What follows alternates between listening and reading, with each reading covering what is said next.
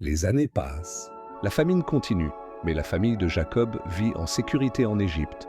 Joseph veille sur eux avec amour et responsabilité.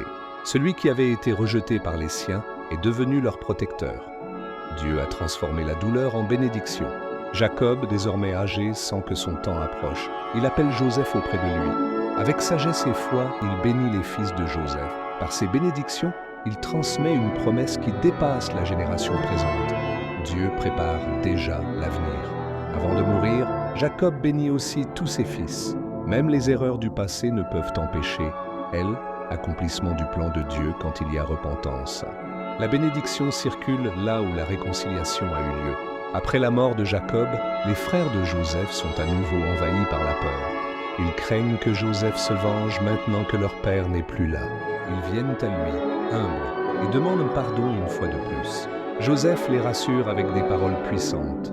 « Vous aviez projeté de me faire du mal, mais Dieu l'a changé en bien pour accomplir ce qui arrive aujourd'hui, pour sauver la vie à un peuple nombreux. » Ces mots résument toute sa vie. Joseph reconnaît que Dieu a utilisé chaque épreuve pour accomplir un dessein parfait. Il choisit encore le pardon. Il choisit la paix. Joseph continue de vivre en Égypte, respecté, honoré, utile. Il voit ses descendants grandir.